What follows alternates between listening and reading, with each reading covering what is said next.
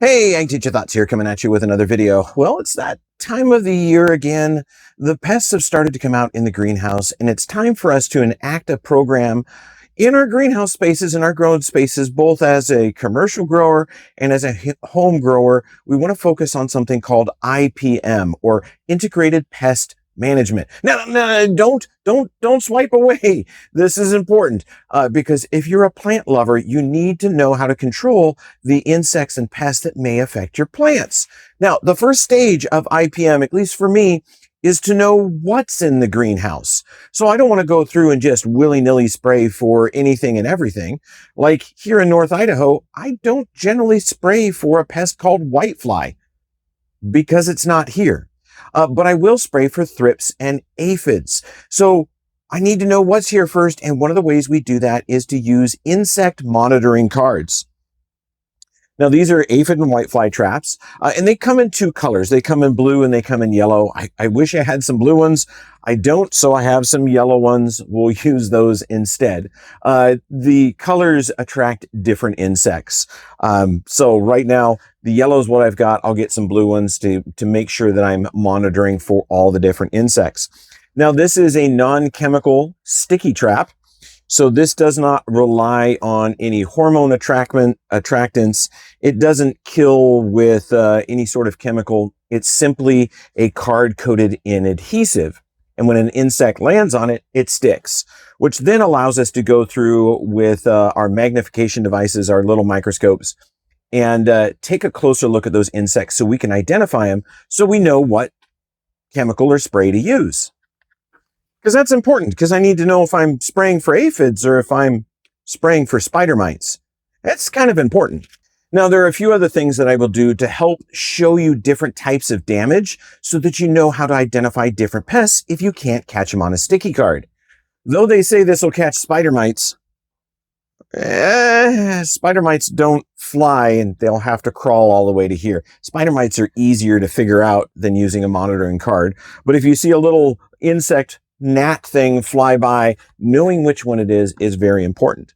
So let me show you a little bit about how we use these insect monitoring cards and how to prepare them. And then we're going to go back with a later video and we're going to analyze what insects we catch so that we know what to spray for. So these cards also come with a grid on there, and that's used for us to count how many insects are on here so we get an idea of the population of the pest that we have. If it's one or two, you know that that infestation is brand new. If there's hundreds on there, you know you've got a serious problem. So that is also the covering for the sticky background.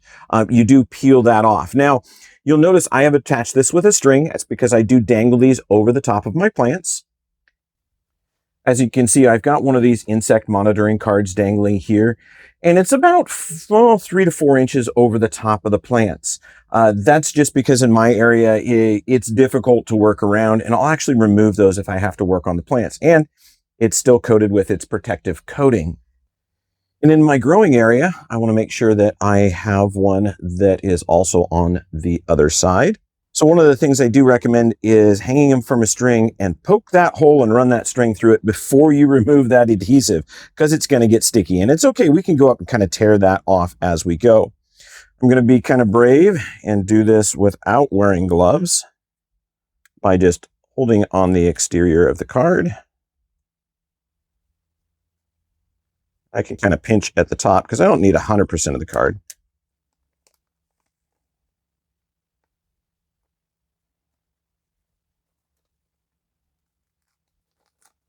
Okay, there we go. That's one. I'm going to use this for my other backing because I can get that off too. There's the other. And with this one, look at that, a perfectly dangling monitoring card. And we'll do that same process over here. Sometimes it might be easier to just grab the string at the top first. Get that around there. There's that card. Come on. Yeah, I got it on me already.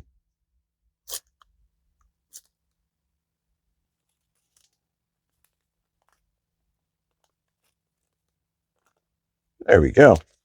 Now, these are a monitoring card. You can use them for some types of insect control, putting them quite frequently along in through the plants. Each card's going to give you a different spacing, but about every 3 to 4 feet can be used as a type of moderate insect control. If we're trying to control something like fungus gnats or shore flies, you're going to basically catch a lot of the adults on those.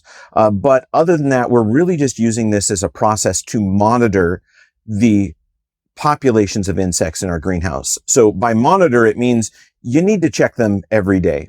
So I'm going to put these here. I'm going to check them later this evening, and then I'm going to check them in the morning. And that's going to be that first 24 hours. I'm going to see how many insects I get in 24 hours. And that really gives me a good clue on the size of the population of pests inside of my greenhouse. Now, also by having them captured and held, and it's not something that I'm squishing with my hand and trying to catch rapidly, I can better identify which insect it is to whether or not it's going to be a problem. Something like a fungus gnat or a shore fly, not as big of an issue for me. Those are both ones that cause more visual damage to a plant, as far as like little leavings or frass that they leave on the plant. But aphids or thrips, those are ones that I need to know ahead of time because those can actually kill some of my plants if that infestation gets too high. So knowing that they're there is absolutely key to the process. Anyway, I hope you're learning something. I hope you enjoyed. Ag Teacher Thoughts out.